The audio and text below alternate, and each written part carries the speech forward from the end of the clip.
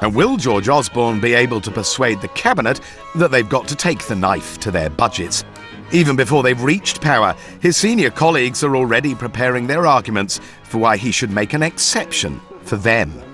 What are you going to offer by way of cuts from the Foreign Office? I don't know until I get there and examine it. And the man who wants to be Defence Secretary is equally resistant to cuts in his budget. One of the problems that's unique to the defence budget is that we don't know what the commitments are within that budget.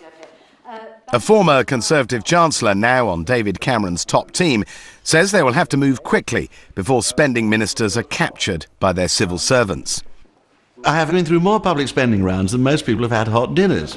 New ministers are keenly supporting what they've just been elected on, and they haven't been nobbled by their departments yet. Not only will there be deep cuts to spending, two distinguished advisers to the Tories believe that a Conservative government will find it near impossible to avoid putting up taxes too. It's going to be very difficult indeed to achieve the kinds of cut in deficit that will be needed without some increases in the general level of taxation. It just doesn't seem to me possible to do it all on the public spending side. I'd be very surprised if both blades of the scissors aren't working extremely hard. So taxes will have to go up as well? Almost certainly. Many experts think, such is the state of the public finances, you'll not only have to cut spending, you'll have to put up taxes. They're right, aren't they? Well, we've never ruled out tax rises. I am proud that I can stand here with the first Muslim woman in a shadow cabinet. The whole social action agenda was something that David was driving, and actually he gave me shadow cabinet responsibility to drive it forward. There was a lot of eye rolling. I remember you'd speak to traditional Conservatives and they'd kind of say, is this some new fad that's come out of central office, and they found this young girl from Yorkshire to come along and tell us how great it is. If you hope voluntary organisations and charities are going to do more things, that means they're going to be given taxpayers' money. Now, they have to be accountable for that. But that actually is, what you've just said there, Andrew, is actually, I disagree with the basis of what you've just said.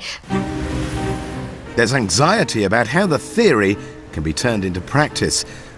Like all opposition leaders, David Cameron claims he only wants power to give it away. This government, if we win the election, is going to do things differently.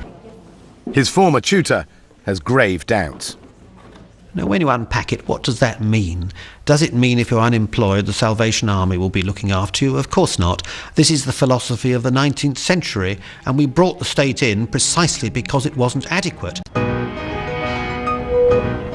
The idea of the big society might be a rejection of Thatcherism, but when it comes to Europe, David Cameron remains her faithful disciple. He is at least as Eurosceptic as she ever was. He's more one of Thatcher's children and of that generation that was influenced by the evolution of her opinion towards increasing scepticism and in the end hostility towards the European Union. For us European, conservative means anti-European, anti-Brussels. It's Thatcher, I want my money back. It's John Major and the exemption clause from the treaty. And it is William Hague, very Eurosceptic. David Cameron's first important political job was as an aide to Chancellor Norman Lamont in the early 1990s. He had a ringside seat on Black Wednesday, Britain's humiliating ejection from the exchange rate mechanism. That cataclysm wrecked the reputation of the last Tory government, ruined Lamont's career, and seared Euroscepticism into the soul of the future leader.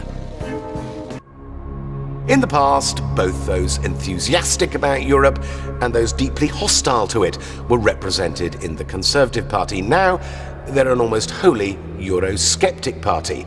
They used to be members of the mainstream centre-right grouping in Europe, the European People's Party, the EPP. That allied them with Nicolas Sarkozy of France and Chancellor Merkel of Germany. David Cameron has divorced his party from the EPP.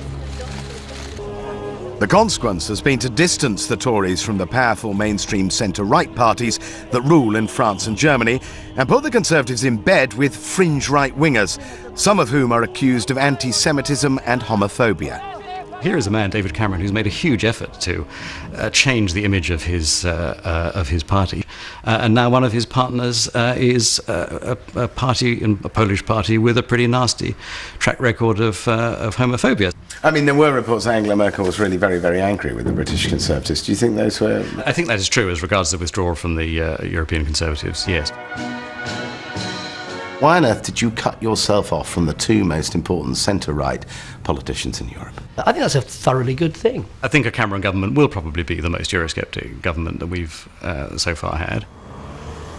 A large section of his party may feel betrayed if Prime Minister Cameron finds that the rest of Europe is simply not interested in renegotiating the relationship. If you have a large part of your party, and you're the governing party, which wants out of Europe altogether, then the potential for trouble is very, very serious. And of course John Major's government was almost destroyed by this. It could well happen again. The Eurosceptic David Cameron is just one of the guises in which he's appeared.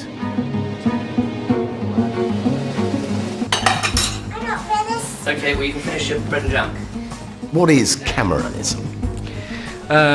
Cameronism is conservatism. What is Cameronism? What Cameronism is a reversion to the cardinal principle of Tory party politics, which is that their duty is to be elected. I don't know, and I suspect he may not know either. Well, I don't really believe in these sort of personalised isms and wasms and whatever else. I mean, I'm not a deeply ideological person. Without a firm and clear sense of purpose, he will be utterly overwhelmed by the huge challenges facing him in number 10.